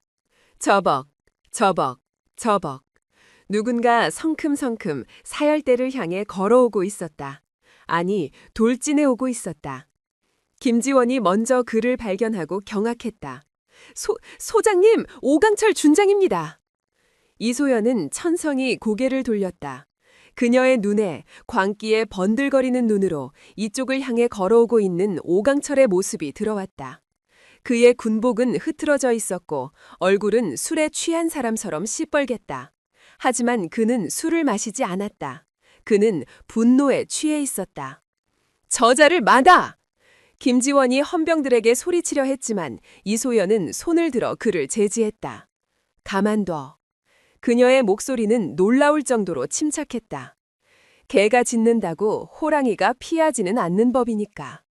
그녀는 마치 무슨 일이 벌어질지 이미 다 알고 있다는 듯 그 자리에 미동도 없이 서 있었다. 오강철은 마침내 사열대 아래에 도착했다. 그는 숨을 헐떡이며 이소연을 향해 고개를 쳐들었다. 그의 눈은 증오와 광기로 이글거리고 있었다. 그는 연병장에 있는 모든 병사들이 들을 수 있도록 목이 터져라 고함을 질렀다. 이소연 소장! 그의 외침에 훈련을 하던 모든 병사들의 움직임이 일제히 멎었다. 수백 개의 눈이 전부 사열대 위를 향했다. 니년이 감히 무슨 짓을 하고 있는지 알고나 있는 거냐? 그는 연기를 시작했다. 억울하게 모든 것을 빼앗긴 비운의 장군 역할을. 니년이 지금 벌이고 있는 이 짓은 감찰이 아니야. 이건 명백한 월권 행위이자 권력 남용이다. 어제 산에서 내가 니년의 기분을 좀 상하게 했다고 그 사사로운 감정으로 이 사단 전체를 뒤엎고 있는 게 아니냔 말이다. 그의 주장은 교묘했다. 어제 산에서 있었던 일을 모르는 병사들이 듣기에는 충분히 그럴듯하게 들릴 수도 있었다. 한 여장군이 사적인 감정으로 존경받는 사단장을 찍어 누르고 있다는 프레임. 이소연은 여전히 아무 말 없이 그를 내려다볼 뿐이었다. 그녀의 침묵은 오강철의 광기를 더욱 부채질했다. 왜 대답이 없어? 찔리나? 그래, 내가 잘못했다. 어제 술에 취해 여자라고 무시하고 니년 머리에 소주 좀 부은가? 그거 내가 100번 사과하지. 하지만 그걸 빌미로 일개 사단을, 아니 이 나라의 국방을 책임지는 군대를 이렇게 능멸하고 모욕할 자격이 너에게 있냔 말이다. 그는 거의 울부짖었다. 그의 연기는 완벽했다. 몇몇 병사들의 눈빛이 흔들리기 시작했다. 정말로 저 여장군이 너무 심한 처사를 하고 있는 것은 아닐까? 나는 이대로 당하고만 있지 않겠다. 니년이 군법을 들먹였겠다. 좋다. 나 역시 니년의 이 명백한 직권남용과 가혹행위를 국방부와 청와대에 정식으로 문제제기하겠다. 누가 이기는지 끝까지 한번 해보자 이거야. 그는 자신의 모든 것을 건 마지막 도박을 하고 있었다. 이 자리에서 모든 병사들이 보는 앞에서 이소연을 악으로, 자신을 정의로 포장하는 것. 그렇게 여론을 만들고 자신의 뒤에 있는 정치권의 끈을 이용해 이 판을 뒤집으려는 속셈이었다. 이소연은 그 모든 광경을 마치 재미없는 연극을 보는 관객처럼 무표정하게 지켜보고 있었다. 그녀는 오강철의 속셈을, 그의 마지막 발악을 너무나도 뚜렷하게 꿰뚫어보고 있었다. 어리석은 놈. 그녀는 속으로 뇌까렸다. 너는 지금 네 스스로 너의 무덤을 파고 있는 것이다. 오강철은 자신의 연기가 먹혔다고 생각했다. 이제 마지막 결정적인 한 방이 필요했다. 이소연을 모든 이들 앞에서 완전히 감정적이고 비이성적인 여자로 만들어버릴 그런 한 방. 그는 주변을 둘러보았다. 마침 그의 옆을 지나던 부사관 한 명의 손에 녹색 소주병이 들려 있었다. 훈련 중 갈증을 해소하기 위해 몰래 숨겨온 것이리라. 오강철은 기다렸다는 듯 그 소주병을 낚아챘다. 사단장님! 부사관이 당황해서 소리쳤지만 오강철의 눈에는 아무것도 보이지 않았다. 그는 소주병을 들고 사열대 계단을 성큼성큼 올라가기 시작했다. 김지원이 경악해서 그녀의 앞을 막아섰다. 소장님, 피하셔야 합니다. 하지만 이소연은 오히려 김지원의 어깨를 잡고 그를 자신의 귀로 물렸다. 괜찮다, 김소위. 그녀는 나지막이 말했다. 이건 저 자가 스스로 선택한 지옥행 급행열차 티켓일 뿐이니까. 그녀는 피하지 않았다. 그녀는 오히려 광기에 찬 눈으로 자신을 향해 다가오는 오강철을 향해 한 걸음 앞으로 나아갔다. 마치 다가오는 파도를 향해 묵묵히 걸어 들어가는 등대처럼. 오강철은 마침내 그녀의 바로 앞에 섰다. 둘 사이의 거리는 불과 한 걸음. 그는 숨을 헐떡이며 증오에 찬 눈으로 그녀를 노려봤다. 그래, 이소연. 네 년이 그렇게 잘났겠다. 그는 소주병 뚜껑을 이빨로 물어뜯듯 열었다. 팅! 쇠뚜껑이 날아가 바닥에 떨어졌다. 네가 그토록 좋아하는 군법놀이. 오늘 내가 이 자리에서 아주 질리도록 상대해주마. 그는 손에 든 소주병을 다시 한번 그녀의 머리 위로 치켜들었다. 어제와 똑같은 구도, 어제와 똑같은 상황. 하지만 오늘은 한 가지가 달랐다. 어제 그녀는 자신의 정체를 숨긴 힘없는 관찰자였다. 하지만 오늘의 그녀는 10만 장병의 존경을 받는 별 2개의 대한민국 육군 소장이자 이 부대의 모든 것을 지배하는 절대적인 권력자였다. 오강철은 자신이 지금 누구의 머리 위로 죽음의 성수를 쏟아부으려 하는지 아직도 깨닫지 못하고 있었다. 그의 미친 짓이 곧 어떤 끔찍한 대가를 불러오게 될지를. 연병장의 모든 이들이 숨을 죽였다. 시간은 영원처럼 길게 느껴졌다. 시간이 멈췄다. 오강철 준장이 소주병을 치켜든 그 순간 드넓은 연병장을 채우고 있던 모든 소음이 거짓말처럼 사라졌다. 훈련 중이던 병사들의 거친 숨소리도, 바람에 깃발이 펄럭이는 소리도, 저 멀리서 들려오던 까마귀의 울음소리마저도 세상 모든 것이 사열대 위에서 벌어지는 이 믿을 수 없는 광경 앞에서 숨을 죽였다. 오강철의 눈은 광기로 번들거렸다. 그는 자신이 이겼다고 생각했다.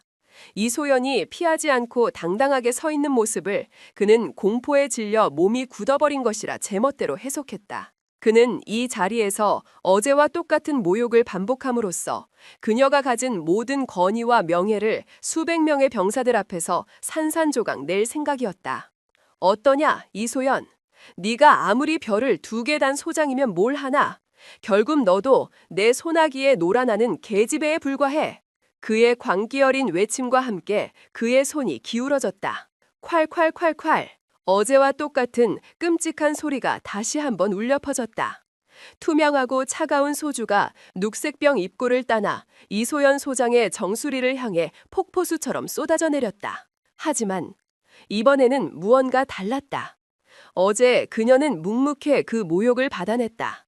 하지만 오늘의 그녀는 더 이상 참지 않았다. 소주가 그녀의 머리에 닿기 직전 찰나의 순간, 휙! 눈으로 따라갈 수 없을 만큼 빠른 움직임이었다. 그녀는 아주 간단하게 고개를 살짝 옆으로 비트는 것만으로 쏟아지는 소주를 피해냈다. 콸콸 쏟아진 소주는 그녀의 어깨와 군복 소매를 적셨을 뿐 그녀의 얼굴과 머리카락에는 단 한 방울도 닿지 않았다. 못? 오강철의 눈이 커졌다. 피할 줄은 몰랐다. 하지만 그의 놀람은 거기서 끝나지 않았다. 그녀가 움직인 것은 고개뿐만이 아니었다. 그녀의 오른손이 마치 번개처럼 뻗어나왔다. 그녀의 손은 소주병을 든 오강철의 손목을 강철 집게처럼 움켜쥐었다. 꽉! 크악! 오강철의 입에서 고통스러운 비명이 터져나왔다. 손목뼈가 으스러지는 듯한 극심한 고통. 그의 손에서 힘이 빠지며 소주병이 아래로 툭 떨어졌다. 쨍그랑! 소주병이 사열대 바닥에 부딪혀 산산조각 나는 날카로운 소리가 멈춰있던 세상의 시간을 다시 흐르게 만들었다. 모든 일이 불과 1초도 안 되는 사이에 벌어졌다. 이 미친년이! 오강철은 고통과 분노로 완전히 이성을 상실했다. 그는 자유로운 왼손을 들어 그녀의 뺨을 향해 주먹을 날렸다. 군복을 입은 현역 준장이, 그것도 수백 명의 부하들이 지켜보는 앞에서 자신보다 상급자인 소장을 향해 폭력을 행사하는 대한민국 군대 역사상 전무후무한 하극상. 하지만 그 주먹은 이소연의 뺨에 닿지 못했다. 그것은 오강철이 저지른 그의 인생 최악의 그리고 마지막 실수가 되었다. 이소연의 눈빛이 그 순간 완전히 변했다. 호박석의 차가운 분노는 사라지고 그 자리에는 오직 수십 년간 생사를 넘나드는 특수훈련으로 다져진 완벽한 살기만이 남았다. 그녀의 몸이 기억하고 있었다. 적의 공격에 어떻게 반응해야 하는지를. 훅! 그녀는 오강철의 주먹을 마치 느린 화면을 보는 것처럼 아주 여유롭게 피했다. 그의 육중한 몸이 그녀의 옆으로 스쳐 지나가는 순간 그녀의 몸이 움직이기 시작했다. 그것은 무술이라기보다는 차라리 한편의 잔혹한 예술에 가까웠다. 첫 번째 동작. 그녀는 그의 손목을 잡고 있던 손을 놓는 동시에 그의 팔꿈치 관절을 아래에서 위로 강하게 쳐올렸다. 뚜두둑! 크악! 인체의 관절이 꺾여서는 안 되는 방향으로 꺾이는 끔찍한 소리가 울려 퍼졌다. 오강철의 오른팔이 기괴한 각도로 뒤틀렸다. 그의 입에서 인간의 것이라고는 믿기 힘든 짐승 같은 비명이 터져나왔다. 두 번째 동작. 그녀는 그의 뒤로 파고들며 그의 목덜미를 다른 손으로 움켜쥐고 동시에 다리를 걸었다. 세 번째 동작. 그녀는 자신의 체중을 실어 그의 육중한 몸을 그대로 바닥으로 내리꽂았다. 콱! 아! 앙! 사열대의 나무 바닥이 부서질 듯한 엄청난 굉음이 울려 퍼졌다. 100kg이 넘는 거구의 오강철 준장이 짐짝처럼 먼지를 일으키며 사열대 바닥에 처박혔다. 그는 엄청난 충격에 숨도 제대로 쉬지 못하고 그저 개구리처럼 팔다리를 버둥거릴 뿐이었다. 연병장에 있던 수백 명의 병사들은 자신들의 눈앞에서 벌어진 광경을 그저 입을 떡 벌린 채 쳐다볼 뿐이었다. 믿을 수 없었다. 자신들의 하늘 같던 사단장이 저 가녀려 보이는 여장군에게 불과 몇 초 만에 벌레처럼 진압당했다는 사실을. 하지만 이소연의 공격은 아직 끝나지 않았다. 그녀는 바닥에 쓰러져 버둥거리는 오강철의 위에 올라타 그의 남은 한쪽 팔마저 등 뒤로 꺾어 완벽하게 제압했다. 그리고는 그의 귓가에 오직 그만이 들을 수 있는 지옥의 사자처럼 차가운 목소리로 속삭였다. 다방 내지는 말이다. 이 쓰레기야. 그녀는 꺾은 그의 팔에 힘을 더 주었다. 우드득 뼈가 비명을 지르는 소리가 들렸다. 전쟁터에서 너 같은 놈의 목을 이렇게 따는 기술을 배우지. 살려. 오강철의 입에서 비굴한 신음이 새어나왔다. 그의 오만함과 광기는 오직 원초적인 고통과 공포만이 남아있었다. 이소연은 그를 경멸스럽다는 듯이 내려다보다가 천천히 그의 위에서 일어났다. 그녀는 흐트러진 머리카락을 한 번 쓸어 넘기고 소주에 젖은 군복 옷깃을 바로잡았다. 그녀의 얼굴에는 격렬한 몸싸움을 한 사람이라고는 믿기지 않을 만큼 평온함마저 감돌았다. 그녀는 바닥에 떨어진 오강철의 것이었을 무전기를 주워들었다. 그리고는 연병장에 있는 모든 병사들과 부대 전체에 방송될 수 있도록 주파수를 개방했다. 지지직. 무전기에서 나는 작은 소음이 연병장의 절대적인 침묵 속에서 거대하게 울려 퍼졌다. 그녀는 무전기를 입에 대고 차갑고 또렷하고 위험 있는 목소리로 역사의 한 페이지에 기록될 판결을 내리기 시작했다. 전 사단 장병 및 간부들은 들어라. 그녀의 목소리는 스피커를 통해 연병장 전체를, 아니 부대 전체를 장악했다. 나는 합참감찰단장 육군소장 이소연이다. 모든 병사들이 저도 모르게 차렷 자세를 취했다. 방금 모두가 목격한 바와 같이 준장 오강철은 훈련 시간 중 음주 상태에서 직속 상관인 본관을 향해 폭언 및 폭행을 가했다. 이는 군인 복무교율 및 군형법을 정면으로 위반한 결코 용서받을 수 없는 하극상이다. 그녀는 잠시 말을 멈추고 바닥에서 벌레처럼 꿈틀거리고 있는 오강철을 싸늘하게 내려다보았다. 이에 본관은 감찰단장의 권한으로 이 자리에서 준장 오강철에 대한 현장 조치를 실시한다. 그녀의 목소리에 모든 병사들이 마른 심을 삼켰다. 헌병대는 듣고 있는가? 무전기 저편에서 다급한 목소리가 들려왔다. 예, 듣고 있습니다, 소장님. 준장 오강철을 상관 폭행 및 모욕죄 현행범으로 이 자리에서 즉시 체포하도록. 저항할 시에는 발포를 제외한 모든 물리력을 사용해도 좋다. 지금 당장 실시해. 그녀의 명령이 떨어지기가 무섭게 사열대 아래에서 대기하고 있던 헌병들이 무섭게 돌진해 올라왔다. 그들은 조금의 망설임도 없이 아직도 바닥에서 신음하고 있는 오강철의 양팔을 거칠게 잡아 일으켰다. 그리고 그의 두 손에 차가운 쇠로 된 수갑을 채웠다. 철컥! 수갑이 채워지는 소리가 오강철의 군 생활에 그리고 그의 인생에 사망 선고처럼 울려 퍼졌다. 이럴 순 없어. 내가 누군데? 그는 마지막까지 발악했지만 소용없었다. 그는 헌병들에게 짐짝처럼 끌려 수백 명의 부하들이 지켜보는 앞에서 치욕스럽게 사열대를 내려가야 했다.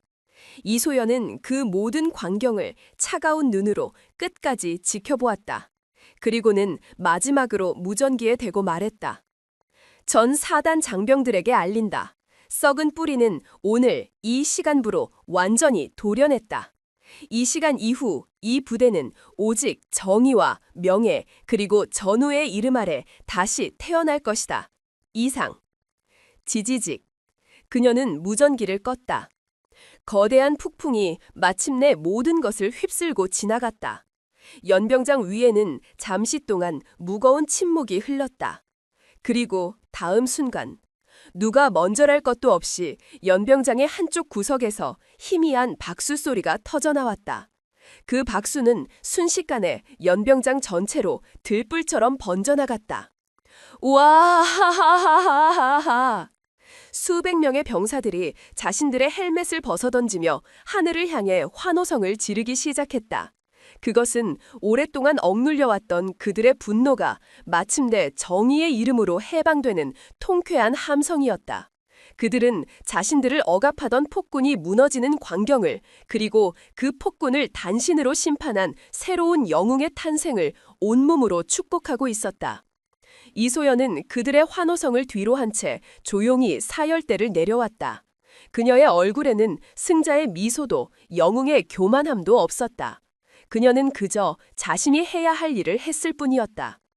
그녀의 옆으로 눈물을 글썽이며 김지원 소위가 다가왔다.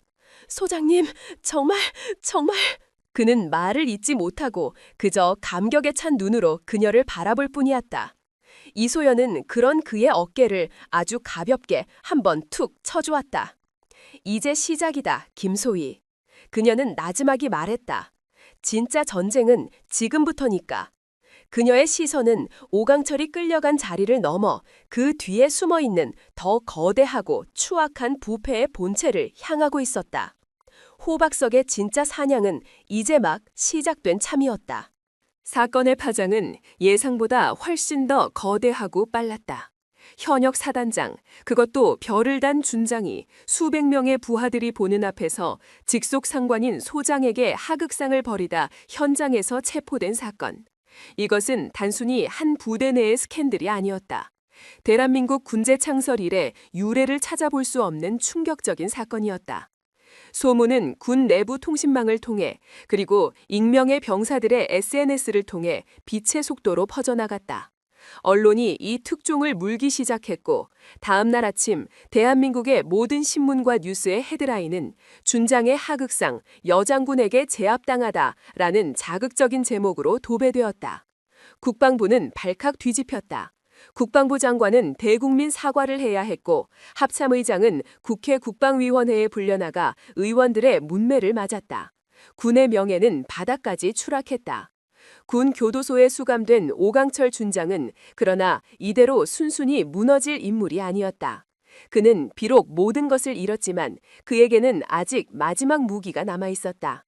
바로 지는 수십 년간 군 생활을 하며 뇌물과 향응으로 다져놓은 군대 밖의 정치권 인맥이었다. 그는 변호사를 통해 외부에 교묘한 메시지를 흘리기 시작했다. 이번 사건은 군 기강회의 문제가 아닌 이소연 소장의 개인적인 원한에 의한 표적 수사이다. 이소연 소장은 과거 진급 과정에서 오강철 준장과 마찰이 있었으며 이를 빌미로 부당한 권력을 행사했다. 사건 당일 오강철 준장은 음주 상태가 아니었으며 오히려 이소연 소장의 인격 모독적인 발언에 격분하여 우발적으로 행동한 것이다. 여군이라는 특수성을 이용해 군 내부의 정당한 비판을 성희롱으로 몰아가는 전형적인 수법이다. 그의 주장은 교묘하게 사실과 거짓을 뒤섞어 사건의 본질을 군대 내 부패에서 남녀 장교 간의 감정 싸움으로 변질시키려는 비열한 언론 플레이였다. 그리고 이 전략은 어느 정도 먹혀들기 시작했다. 오강철과 결탁해왔던 몇몇 보수 언론과 정치인들이 이 주장을 앵무새처럼 되뇌기 시작했다. 그들은 이소연을 군대의 위계를 무너뜨린 야심 많고 독선적인 마녀로 몰아가기 시작했다. 합참 내부에서도 그녀를 향한 압박이 들어오기 시작했다. 오강철의 비호 세력이었던 그녀보다 더 윗선의 장군들이 비공식적인 루트를 통해 그녀를 압박했다. 이 소장, 너무 나간 거 아니야? 아무리 그래도 현역 사단장을 병사들 앞에서 그렇게 짓밟아 부리면 어떡해? 군의 명예는 뭐가 되는 거야? 일개 준장 하나 처리하려다 군 전체를 뒤흔들 셈인가? 이쯤에서 적당히 마무리해. 오준장 불명예 전역시키는 선에서 조용히 덮으라고. 전화기 너머로 들려오는 목소리들은 때로는 회유했고 때로는 협박했다. 그들은 이소연이 이 거대한 조직의 암묵적인 룰 앞에서 결국 고개를 숙일 것이라 생각했다. 하지만 그들은 호박석 이소연을 너무나도 얕보고 있었다. 그녀는 그런 외부의 압력에 눈 하나 깜짝하지 않았다. 오히려 그녀의 결심은 더욱 단단해지고 그녀의 분노는 더욱 차갑게 타올랐다. 역시 썩은 뿌리는 생각보다 훨씬 더 깊이 박혀 있었군. 그녀는 외부의 소음들을 완벽하게 차단했다. 그리고 자신의 임시 집무실에서 밤낮을 잊은 채 오직 사건의 본질에만 집중했다. 그녀의 옆에는 이제는 그녀의 가장 든든한 오른팔이 된 김지원 소위가 함께였다. 소장님, 외부 압력이 너무 심합니다. 합참 정보부에서 소장님의 뒷조사를 시작했다는 첩보도 있습니다.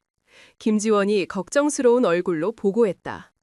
이소연은 컴퓨터 모니터에서 눈을 떼지 않은 채 차갑게 말했다. 개가 짖어도 기차는 간다, 김소희. 먼지 하나 안 나는 인건 없다고들 하지만 나는 평생을 먼지가 묻지 않도록 살아왔다. 내 뒤를 캐봤자 나오는 건 아무것도 없어. 그러니 쓸데없는 걱정은 집어치우고 우리 일에나 집중해. 예, 알겠습니다. 오강설이 갇혀있는 지금이 우리에게는 골든타임이야. 주인이 사라진 뱀굴을 샅샅이 뒤져 그 안에 숨어있는 새끼뱀들까지 전부 다 끄집어내야 한다. 그녀의 눈이 사냥감을 포착한 맹수처럼 빛났다. 그녀는 오강철 개인을 처벌하는 것에서 만족할 생각이 추호도 없었다. 그녀의 목표는 오강철이라는 암세포를 키워낸 이 부대, 아니 이 군대 전체의 부패한 시스템 그 자체였다. 그녀와 김지원의 전쟁은 이제부터가 진짜 시작이었다. 그들은 밤을 새워가며 압수해온 수십 박스 분량의 서류들과 씨름했다. 수많은 숫자와 암호로 가득한 서류 더미 속에서 그들은 부패의 흔적을 하나씩 하나씩 끈질기게 찾아나갔다. 찾았습니다, 소장님. 새벽 3시, 퀭한 눈으로 서류를 뒤지던 김지원이 외쳤다. 그의 손에는 빛바랜 시설공사 계약서 뭉치가 들려 있었다. 보십시오. 지난 5년간 사단 내 모든 막사 보수 및 신축 공사를 강철건설이라는 단 하나의 업체가 독점 수주했습니다. 이상할 정도로 높은 공사비가 책정되어 있고 모든 계약서의 최종 결제란에는 오강철 준장의 사인이 들어가 있습니다. 이소연은 서류를 받아들고 날카로운 눈으로 훑어내렸다. 강철건설, 오강철의 강철인가, 유치하기 짝이 없군. 그녀는 즉시 헌병대 정보팀에 강철건설이라는 회사에 대한 뒷조사를 지시했다. 몇 시간 뒤 충격적인 보고가 올라왔다. 강철건설의 대표이사는 다름 아닌 오강철 준장의 친동생이었다. 그들은 페이퍼 컴퍼니를 만들어 수의계약 형태로 군 공사를 독점하고 공사비를 부풀려 수십억 원의 비자금을 조성해왔던 것이었다. 빙고. 이소연의 입가에 차가운 미소가 걸렸다. 첫 번째 퍼즐 조각이 맞춰졌다. 그것을 시작으로 부패의 고리들이 실타래처럼 줄줄이 풀려나오기 시작했다. 오강철의 개인 금융계좌를 추적하자 매달 정기적으로 거액의 돈이 입금된 내역이 발견되었다. 입금자의 명의는 부대 인근의 유흥업소와 도박장 업주들이었다. 오강철은 병사들의 외박 및 외출 통제권을 무기 삼아 그들에게서 보호비 명목의 상납을 받아왔던 것이었다. 다방 내지 운운하며 그녀를 모욕했던 그의 모습 뒤에는 이렇듯 추악한 이면이 숨어 있었던 것이다. 산악훈련장에서 오강철의 옆에부터 아부를 떨던 군수참모 최종령의 비리도 드러났다. 그는 부대 유류를 빼돌려 그 대금으로 고가의 외제차를 굴리고 아내에게 명품백을 사주는 등 호화로운 생활을 해왔다. 그는 군인이라기보다는 군복 입은 도둑놈에 불과했다. 참모장이었던 박대령은 인사권을 틀어주고 진급을 원하는 부하 장교들에게서 거액의 뇌물을 받아 챙겼다. 돈을 바친 자는 무능해도 진급했고 돈이 없는 자는 아무리 유능해도 만년 소령, 대위에 머물러야 했다. 부대의 전투력은 그렇게 조금씩 썩어 문드러지고 있었다. 파면 팔수록 악취는 더욱더 진동했다. 이소연은 그 모든 증거들을 한치의 오차도 없이 꼼꼼하게 정리하고 기록했다. 그녀는 감정적으로 움직이지 않았다. 그녀는 오직 차가운 이성과 흔들림 없는 원칙 그리고 완벽한 증거로만 그들의 숨통을 조여나갔다. 며칠 후 그녀는 마침내 모든 준비를 마쳤다. 그녀의 책상 위에는 오강철과 그의 신복들의 죄목을 입증하는 수백 페이지에 달하는 완벽한 증거자료 파일이 산처럼 쌓여 있었다. 그것은 그들이 결코 빠져나갈 수 없는 지옥의 초대장이었다. 그녀는 김지원을 불렀다. 김소위, 이제 마지막 사냥을 시작할 시간이다. 명령만 내리십시오, 소장님. 김지원의 눈 역시 이제는 풋내기 소위의 것이 아니었다. 그의 눈에는 거대한 악과 싸워 이겨낸 베테랑 전사의 자신감이 서려 있었다. 내일 아침 합참의장님께 이 모든 자료를 직접 보고하겠다. 그리고 언론에도 이 자료의 일부를 공개할 생각이다. 언론에까지 말입니까? 김지원이 놀라 물었다. 그래, 썩은 뿌리가 너무 깊어. 군 내부의 힘만으로는 이 모든 것을 완전히 도려낼 수 없을지도 몰라. 국민의 힘이 필요하다. 이 사건의 진실을 온 국민이 알게 하고 그들의 분노가 이 부패한 놈들을 심판하게 만들어야 한다. 그것은 그녀가 내린 마지막 결단이었다. 그녀는 자신의 군인 인생 전부를 이 싸움에 걸기로 했다. 준비됐나, 김소혜? 예, 준비됐습니다. 좋다. 그럼 출발하지. 이소연은 자리에서 일어났다. 그녀의 손에는 정의의 칼날이 서슬퍼렇게 빛나고 있었다. 길고 길었던 불의의 시대가 끝나고 마침내 심판의 아침이 밝아오고 있었다. 다음 날 새벽, 해가 뜨기도 전 이소연 소장은 이미 모든 준비를 마친 새였다. 그녀의 책상 위에는 지난 며칠간의 전장의 결과물인 두툼한 보고서 파일이 놓여 있었다. 그 옆에는 언론 배포용이라는 붉은 글씨가 찍힌 또 다른 파일이 있었다. 그녀는 밤새 한숨도 자지 않았지만 조금도 피곤한 기색이 없었다. 오히려 그녀의 눈은 결전의 아침을 맞은 장수처럼 그 어느 때보다 형형하게 빛나고 있었다. 그녀는 김지원 소위를 대동하고 합참으로 향하는 헬기에 올랐다. 두두두두두두두. 강렬한 헬리콥터 프로펠러 소리가 새벽의 정적을 갈랐다. 헬기가 서서히 떠오르자 칠흑 같은 어둠에 잠겨있던 17사단의 모습이 그녀의 발 아래로 펼쳐졌다. 지난 며칠간 그녀가 지옥의 아수라장으로 만들었던 바로 그곳. 하지만 그녀의 눈에 비친 그곳은 더 이상 부패의 소굴이 아니었다. 그녀는 그곳에서 아직 희망을 보았다.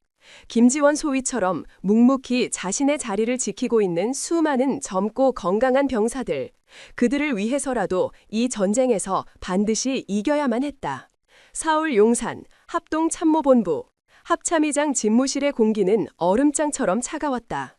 4개의 별이 빛나는 합참의장은 이소연이 내민 보고서를 무거운 침묵 속에서 한 장 한 장 넘기고 있었다. 그의 미간에 새겨진 깊은 주름이 그의 심각한 심경을 대변해주고 있었다. 보고서에는 오강철 준장을 필두로 한 17사단 지휘부의 모든 비리 혐의가 한치의 오차도 없는 완벽한 증거들과 함께 기록되어 있었다. 횡령 및 배임 액수, 뇌물 수수 내역, 관련자들의 계좌 추적 결과, 그리고 결정적으로 그들의 범죄 행각이 고스란히 담긴 녹취록과 영상 자료까지. 이소연은 가만히 서서 합참의장의 반응을 기다렸다. 그녀는 알고 있었다. 이 보고서의 내용이 사실로 밝혀지는 순간 군 전체가 감당해야 할 후폭풍이 얼마나 거대할지를, 어쩌면 합참의장은 이 모든 것을 덮으려 할지도 모른다.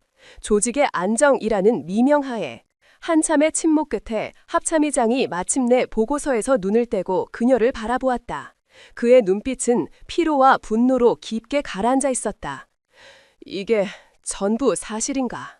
단 하나의 거짓도 과장도 없습니다. 보고서에 적힌 모든 내용은 완벽한 물증으로 뒷받침됩니다.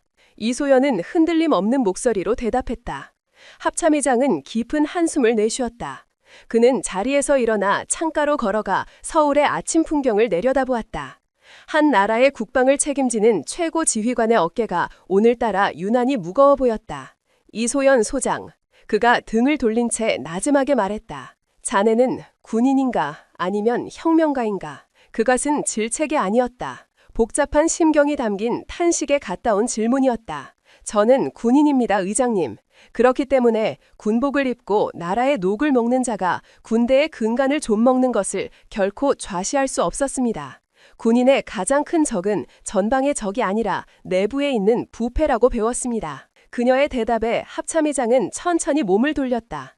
그의 얼굴에 희미한 결심의 빛이 떠올랐다. 좋다. 자네 말이 맞아. 썩은 환부는 고통스럽더라도 도려내야지. 그는 다시 자리로 돌아와 책상 위에 붉은색 직통전화를 들었다. 국방부 장관님 연결해. 합참의장이야. 긴급 안건일세. 전쟁의 방방은 그렇게 결정되었다. 하지만 이소연은 아직 마지막 한 수를 남겨두고 있었다. 그녀는 알고 있었다. 군 내부의 자정 노력만으로는 이 거대한 부패의 카르텔을 완전히 뿌리 뽑을 수 없다는 것을. 오강철의 뒤에 숨어있는 정치권의 보이지 않는 손들을 끊어내기 위해서는 더 강력한 무기가 필요했다. 바로 국민의 분노라는 무기. 그녀는 합참의장에게 언론 배포용 파일을 내밀었다. 의장님, 마지막으로 드릴 말씀이 있습니다. 그 시각 군 교도소에 수감되어 있던 오강철 준장은 자신의 변호사를 통해 바깥 세상의 소식을 전해 듣고 있었다. 그는 자신이 승리할 것이라 확신하고 있었다. 하하하, 거봐. 내가 뭐라고 했나. 결국 그년도 조직의 힘 앞에서는 어쩔 수 없을 거라고 했지. 그는 자신의 인맥들이 합참을 압박하고 언론이 이소연을 마녀로 몰아가고 있다는 소식에 의기양양하게 웃었다. 그는 곧 풀려날 것이고 이소연은 이번 사건의 책임을 지고 불명예 전역하게 될 것이라 굳게 믿고 있었다. 이제 곧 나갈 테니 준비나 잘 해두라고. 나가면 제일 먼저 그년의 목부터 비틀어버릴 테니까. 그가 비열한 미소를 지으며 변호사에게 명명하던 바로 그 순간이었다. 칙! 면회실 벽에 걸려있던 텔레비전 화면이 갑자기 정규 방송을 중단하고 긴급 속보 화면으로 바뀌었다. 속보, 육군 17사단 천문학적 규모의 군납 비리 정황 포착, 현역 장성 다수 연루. 뭐야? 오강철의 얼굴에서 웃음기가 사라졌다. 앵커의 흥분된 목소리가 면회실 전체를 울렸다. 오늘 오전 합동참모본부는 제17보병사단에서 발생한 대규모 비리 사건에 대한 중간 수사 결과를 발표했습니다. 이번 사건의 주범으로 지목된 오강철 준장은 자신의 친동생이 대표로 있는 유령 회사를 통해 수십억 원의 군 공사비를 횡령하고 텔레비전 화면에는 이소연이 합참에 제출했던 바로 그 증거 자료들이 적나라하게 펼쳐지고 있었다. 강철건설의 등기부 등본, 오강철의 동생과 그의 계좌 사이에 오고 간 거액의 자금 이체 내역, 그리고 결정적으로 오강철이 건설업자에게서 돈 봉투를 받고 있는 모습이 흐릿하게 찍힌 CCTV 영상까지. 컥! 오강철의 입에서 괴로운 신음소리가 터져나왔다. 그의 얼굴은 새하얗게 질려 있었다. 하지만 악몽은 거기서 끝나지 않았다. 또한 오 준장은 부대 인근 유흥업소들로부터 정기적으로 상납을 받아왔으며 병사들의 부식비를 횡령하여 개인적인 용도로 사용한 혐의도 받고 있습니다. 저희가 단독으로 입수한 녹취 파일 한번 들어보시겠습니다. 칙 하는 소음과 함께 낯익은 목소리가 흘러나왔다. 바로 오강철 자신의 목소리였다. 김 사장, 이번 달 건 왜 이렇게 늦어? 장사하기 싫어? 우리 애들 외박 한번 통제해줘. 뭐? 부식비가 빵꾸나? 야, 대충 빵하고 우유로 때워. 그 돈으로 오늘 저녁에 참모들하고 회식하게 소고기나 좀 사와. 저건... 오강철의 몸이 부들부들 떨리기 시작했다. 저 녹취는 군수 참모였던 최중령이 몰래 녹음해두었던 파일이었다. 이소연이 그를 압박하자 자신의 죄를 감형받기 위해 제 발로 가져다 바친 것이었다. 배신, 가장 믿었던 신복에게 뒤통수를 맞은 것이었다. 세상은 그의 편이 아니었다. 뉴스는 대한민국 전체를 충격과 분노의 도가니로 몰아넣었다. 국민들은 분노했다. 자신들이 낸 세금이 나라를 지켜야 할 군인들의 주머니 속으로 들어가고 있었다는 사실에 자신들의 아들, 형제, 친구들이 굶주려가며 군 복무를 하는 동안 지휘관들은 그 돈으로 술파티를 벌이고 있었다는 사실에 청와대 국민청원 게시판은 오강철을 비롯한 관련자 전원을 엄벌에 처하라는 청원으로 마비되었다. 국방부 홈페이지는 서버가 다운될 정도로 접속자가 폭주했다. 오강철을 비호하려던 정치인들은 들끓는 여론 앞에서 서둘러 꼬리를 내렸다. 모든 것이 끝났다. 오강철은 면회실 바닥에 주저앉아 넋이 나간 사람처럼 허공을 응시했다. 그의 귀에는 텔레비전에서 흘러나오는 앵컬의 마지막 멘트가 사형 선고처럼 아프게 박혀들고 있었다. 이번 사건은 호박석이라는 별명을 가진 이소연 소장의 끈질긴 감찰이 없었다면 영원히 묻힐 뻔했습니다. 한 여성 군인의 불굴의 의지가 군의 가장 깊고 어두운 환부를 마침내 세상 밖으로 드러낸 것입니다. 이소연. 그 이름 석자가 그의 뇌리를 망치처럼 후려쳤다. 그는 그제야 깨달았다. 자신이 상대한 것이 그저 한 명의 여자가 아니었다는 것을. 자신은 결코 건드려서는 안 될 대한민국 군대의 살아있는 정의 그 자체를 건드렸던 것이다. 그의 눈에서 뜨거운 눈물이 흘러내렸다. 후회의 눈물이었다. 하지만 너무 늦었다. 그의 앞에서 지옥의 문은 이미 활짝 열려 있었다. 그의 남은 인생은 이제 차가운 감방 안에서 자신이 저지른 죄의 대가를 치르는 일만 남아 있었다. 완벽한 그리고 돌이킬 수 없는 파멸이었다. 그 후 모든 것은 일사천리로 진행되었다. 국민적 공분이 하늘을 찌르자 그 어떤 외압도 그 어떤 정치적 고려도 끼어들 틈이 없었다. 국방부 특별조사위원회가 꾸려졌고 이소연 소장이 제출한 완벽한 증거 자료들을 토대로 군 검찰은 오강철과 그의 일당들을 군형법상 적용할 수 있는 거의 모든 죄목으로 기소했다. 몇 달 후 군사법원에서 최종 판결이 내려졌다. 주범 오강철. 그는 이적죄 다음으로 무겁다는 군용물 횡령죄와 뇌물수수, 직권남용, 부하 가혹행위, 상관 모욕 및 폭행죄 등이 모두 인정되어 군인으로서 받을 수 있는 법정 최고형인 무기징역에 가까운 30년형을 선고받았다. 그는 당연히 이등병으로 강등되어 불명예 전역 처리되었고 군인 연금을 포함한 모든 명예와 혜택을 박탈당했다.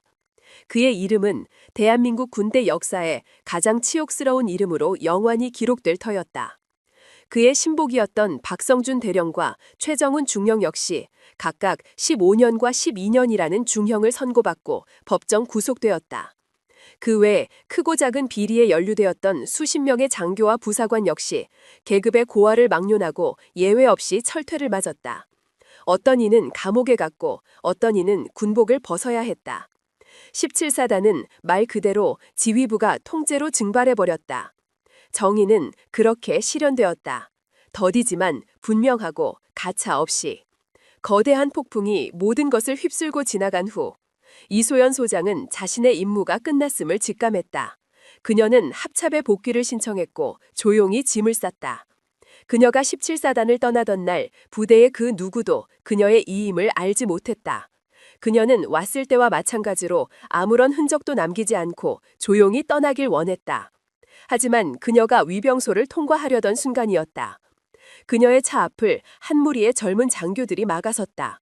그들의 선두에는 이제는 제법 장교티가 나는 김지원 소위가 서 있었다. 그의 뒤로는 그날 사열대 아래서 그리고 회의실 안에서 그녀의 편에 섰던 젊고 건강한 눈빛을 가진 장교들이 도열해 있었다. 그들은 아무 말도 하지 않았다. 그저 약속이라도 한 듯 일제히 그녀를 향해 가장 우렁차고 가장 진심 어린 경례를 붙였다. 충성! 그들의 경례에는 존경과 감사, 그리고 떠나는 영웅에 대한 아쉬움이 모두 담겨 있었다. 그것은 그 어떤 훈장이나 표창보다도 그녀의 마음에 더 깊은 울림을 주었다. 이소연은 차창을 내리고 그들을 물끄러미 바라보았다. 그녀의 입가에 아주 오랜만에 따뜻하고 부드러운 미소가 떠올랐다. 고생했다. 그녀는 그 한마디만을 남기고 다시 차창을 올렸다. 차는 천천히 위병소를 빠져나갔다. 젊은 장교들은 그녀의 차가 시야에서 완전히 사라질 때까지 미동도 하지 않고 서서 경례를 풀지 않았다. 그녀의 진짜 전쟁은 그렇게 끝이 났다. 서울로 돌아온 그녀는 합참으로 복귀하기 전 가장 먼저 한 곳을 찾았다. 경기도 외곽의 한적한 전원주택, 그녀의 아버지가 살고 있는 곳이었다. 그녀의 아버지, 이민석. 그는 평생을 군에 몸담았던 살아있는 전설이었다. 육군 참모총장을 역임하고 4개의 별, 대장으로 예편한 모든 군인들의 존경을 한몸에 받는 인물. 하지만 그는 퇴역 후 모든 명예와 권력을 내려놓고 그저 평범한 늙은이로 돌아가 텃밭을 가꾸고 책을 읽으며 조용한 노년을 보내고 있었다. 이소연이 마당으로 들어서자 낡은 작업복 차림의 아버지가 호미로 밭을 매다 말고 그녀를 돌아보았다. 그의 얼굴에는 세월의 깊은 주름이 새겨져 있었지만 그 눈빛만은 여전히 젊은 시절의 맹장처럼 형형하게 살아있었다. 왔느냐? 아버지는 무뚝뚝하게 그 한마디만을 던졌다. 예, 아버지, 다녀왔습니다. 이소연 역시 길게 말하지 않았다. 부녀 사이에는 많은 말이 필요 없었다. 아버지는 말없이 호미를 내려놓고 흙 묻은 손을 툭툭 털며 집 안으로 들어갔다. 그리고는 낡은 툇마루에 걸터앉아 딸에게도 앉으라는 듯 옆자리를 턱짓으로 가리켰다. 두 사람은 한참 동안 아무 말 없이 저물어가는 가을 하늘을 바라보았다. 서걱 서걱 바람이 대나무 숲을 스치는 소리만이 부녀의 침묵을 채우고 있었다. 이소연은 이번 사건에 대해 아버지에게 단 한마디도 보고하지 않았다. 하지만 그녀는 알고 있었다. 아버지는 이미 모든 것을 그 누구보다 자세히 알고 계시다는 것을. 침묵을 깬 것은 아버지였다. 그는 옆에 놓여있던 찻존자를 들어 딸의 찻잔에 따뜻한 엽차를 따라주었다. 쪼르륵 맑은 찬물 흐르는 소리가 정겹게 울렸다. 힘들었겠구나. 아버지가 마침내 입을 열었다. 그의 목소리는 거칠고 투박했지만 그 안에는 세상에서 가장 깊고 따뜻한 위로가 담겨 있었다. 그 한마디에 지난 몇 달간 강철처럼 버텨왔던 이소연의 마음이 와르르 무너져 내리는 것 같았다. 그녀의 눈시울이 저도 모르게 뜨거워졌다. 그녀는 합참의 그 어떤 장군들 앞에서도 수백 명의 병사들 앞에서도 심지어 오강철이라는 추악한 인간 앞에서도 단 한 번도 약한 모습을 보이지 않았다. 하지만 이 세상에서 유일하게 그녀가 모든 것을 내려놓고 기댈 수 있는 존재, 아버지의 그 따뜻한 한마디 앞에서 그녀는 다시 평범한 딸 이소연으로 돌아가고 있었다. 그녀는 고개를 숙여 뜨거운 찻잔을 두 손으로 감쌌다. 차오르는 눈물을 아버지에게 보이고 싶지 않아서였다. 아버지는 그런 딸의 마음을 안다는 듯 더 이상 아무것도 묻지 않았다. 그는 그저 자신의 찻잔을 들어 묵묵히 차를 마실 뿐이었다. 한참 후 이소연이 어느 정도 마음을 추스렀을 때쯤 아버지가 다시 한번 나지막이 입을 열었다. 그의 시선은 먼 산을 향해 있었다. 내 할아버님께서 내게 늘 하시던 말씀이 있었다. 그는 아주 오래전의 기억을 더듬는 듯했다. 군복의 무게는 그 위에 달린 쇠붙이의 무게가 아니라네. 그 옷을 입는 군인의 책임감의 무게라고. 그 무게를 감당할 수 없는 자는 군복을 입을 자격이 없는 것이라고. 그리고 아비는 오늘 내 딸이 그 누구보다도 무거운 군복을 아주 자랑스럽게 입고 있다는 것을 똑똑히 보았다. 그는 마침내 고개를 돌려 딸의 눈을 똑바로 바라보았다. 그의 깊은 눈 안에 세상에서 가장 따뜻하고 자랑스러운 미소가 가득 담겨 있었다. 잘했다, 내 딸. 정말 잘했다. 이소연은 더 이상 참지 못했다. 그녀의 눈에서 뜨거운 눈물이 찻잔 위로 뚝뚝 떨어져 내렸다. 그것은 슬픔의 눈물도 아니었다. 서러움의 눈물도 아니었다. 그것은 그녀가 군인의 길을 걷기로 결심한 이후 지난 20여 년의 세월 동안 그녀가 흘리고 싶었던 바로 그 눈물이었다. 자신의 신념이, 자신의 싸움이, 자신을 가장 존경하는 사람에게 마침내 인정받았다는 안도감과 기쁨의 눈물. 그것은 그 어떤 훈장보다, 그 어떤 진급보다 그녀에게는 가장 큰 최고의 상이었다. 그녀는 고개를 끄덕이는 것으로 아버지의 칭찬에 대한 대답을 대신했다. 그날 부녀는 더 이상 아무 말도 하지 않았다. 하지만 두 사람 사이에는 세상 그 어떤 말보다도 더 깊은 이해와 사랑이 따뜻한 찻김처럼 고요히 피어오르고 있었다. 정의는 실현되었고 그녀의 싸움은 마침내 가장 완벽한 형태로 인정받았다. 그녀의 마음속을 무겁게 짓누르고 있던 모든 짐들이 가을 하늘의 맑은 바람처럼 가볍게 흩어지고 있었다. 시간이 흘렀다. 이소연 소장이 남기고 간 폭풍은 17사단을 완전히 다른 부대로 바꾸어 놓았다. 지휘부가 통째로 날아간 자리는 군내에서 가장 유능하고 청렴하기로 소문난 새로운 인물들로 채워졌다. 그들은 이소연이 시작한 개혁의 불씨를 꺼뜨리지 않고 더욱 거대한 횃불로 키워나갔다. 가장 큰 변화는 사람의 변화였다. 오강철의 그늘 아래에서 무력감과 냉소주의에 빠져있던 젊은 장교들의 눈에 다시 빛이 돌아오기 시작했다. 그들은 보았다. 정의가 정말로 승리할 수 있다는 것을, 원칙과 소신을 지키는 것이 결국에는 옳은 길이라는 것을. 그들의 가슴 속에 호박석이라는 이름은 단순한 여장군의 이름을 넘어 자신들이 따라야 할 정의의 상징으로 깊이 새겨졌다. 그 변화의 중심에는 김지원 소위가 있었다. 그는 이번 사건의 공로를 인정받아 소위로서는 파격적으로 합참의의장 표창과 함께 1계급 특진의 영예를 안았다. 그는 이제 김중의가 되었다. 하지만 그를 변화시킨 것은 어깨 위에 새로 달린 다이아몬드 계급장이 아니었다. 그를 바꾼 것은 이소연이라는 거대한 사내 옆에서 그녀가 어떻게 싸우고 어떻게 이기는지를 직접 목격했던 그 짧지만 강렬했던 경험이었다. 그는 새로운 사단장의 두터운 신임 아래 사단 감찰실의 핵심 보직을 맡게 되었다. 그리고 과거 오강철이 그랬던 것처럼 부패와 비리의 온상이 되었던 그 자리를 부대 내의 모든 부조리를 감시하고 바로잡는 가장 날카로운 눈으로 바꾸어 놓았다. 그는 더 이상 불의를 보고 망설이거나 두려워하지 않았다. 그는 제2의 호박석이 되어가고 있었다. 그뿐만이 아니었다. 그날 이소연의 편에 섰던 모든 젊은 장교들은 능력에 따라 주요 보직에 발탁되었다. 부패한 지휘관들에게 밀려 만년 대위에 머물러야 했던 유능한 장교는 대대 작전과장으로, 뇌물을 거부했다는 이유로 한직을 떠돌던 청렴한 군수장교는 사단 군수참모로, 인사가 만사라 했다. 사람이 바뀌자 모든 것이 바뀌었다. 부대의 훈련 강도는 이전보다 훨씬 높아졌지만 병사들의 얼굴에서는 웃음이 떠나지 않았다. 더 이상 누구도 훈련 시간에 술을 마시지 않았고 더 이상 누구도 병사들을 사적인 용무에 동원하지 않았다. 부식은 눈에 띄게 좋아졌고 낡았던 막사들은 투명한 경쟁 입찰을 통해 튼튼하고 깨끗하게 재건축되었다. 두려움에 기반한 복종이 사라진 자리에는 존경과 신뢰에 기반한 자발적인 충성이 자리 잡았다. 17사단은 마침내 가장 강하고 가장 깨끗한 진짜 군대의 모습으로 다시 태어나고 있었다. 그리고 그 모든 변화의 시작점이었던 이소연 소장. 그녀는 세간의 예상과는 달리 그 어떤 영웅 대접도 받지 않았다. 아니, 스스로 그것을 거부했다. 그녀는 이번 사건으로 인해 쏟아지는 모든 언론의 인터뷰 요청과 정치권의 러브콜을 정중히 하지만 단호하게 거절했다. 그녀는 합참으로 복귀한 후 며칠간의 짧은 휴가를 마치고 아무 일도 없었다는 듯 다시 자리로 돌아왔다. 사람들은 그녀가 이번 공로로 군대의 핵심 요직인 수도방위사령관이나 혹은 중장으로 진급하여 군단장으로 영전할 것이라 예상했다.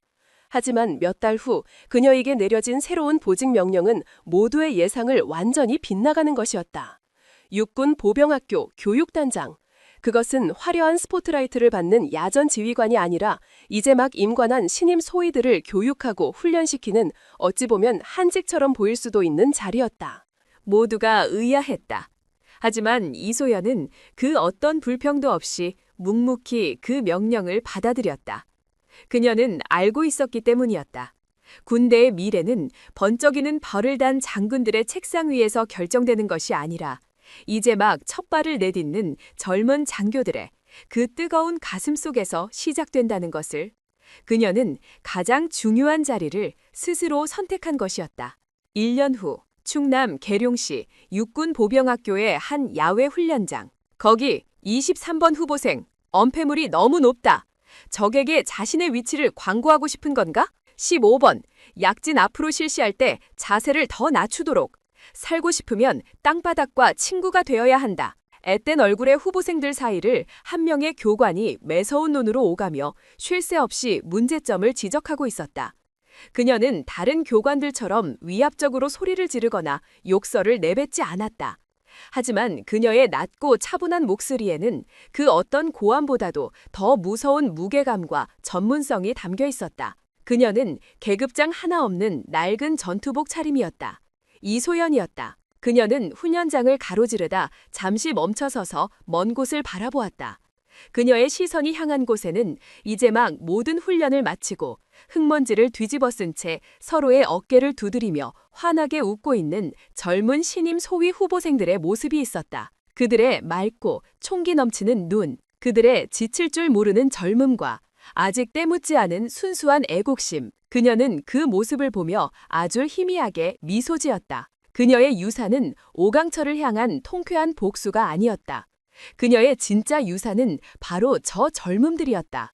그녀가 지켜낸 군대의 정의와 명예를 앞으로 수십 년간 이어나갈 저 푸른 희망들이었다. 그녀는 저 희망의 씨앗들을 자신의 손으로 직접 키워내기 위해 가장 화려한 자리를 버리고 가장 낮은 곳으로 스스로를 낮추었던 것이다.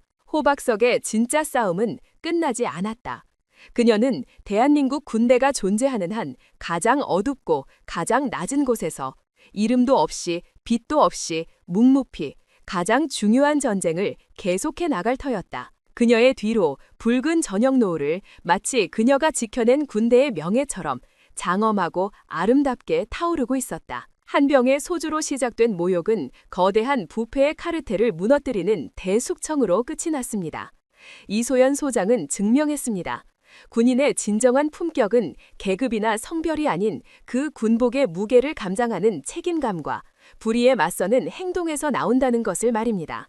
수백 명의 병사들 앞에서 부패한 준장을 단신으로 제압하는 그녀의 모습은 여러분에게 통쾌함을 주었습니까? 한 명의 여성이 자신의 신념과 능력만으로 거대하고 썩어빠진 시스템에 맞서 싸우고 마침내 그것을 깨부수는 방식에 대해 여러분은 어떻게 생각하십니까? 호박석 이소연의 이야기에 대한 여러분의 생각을 아래 댓글로 자유롭게 남겨주십시오. 그녀의 용기가 그리고 여러분의 목소리가 우리 사회를 병들게 하는 또 다른 불의에 맞서는 새로운 희망의 불씨가 될 수 있습니다. 지금까지 들어주셔서 감사합니다.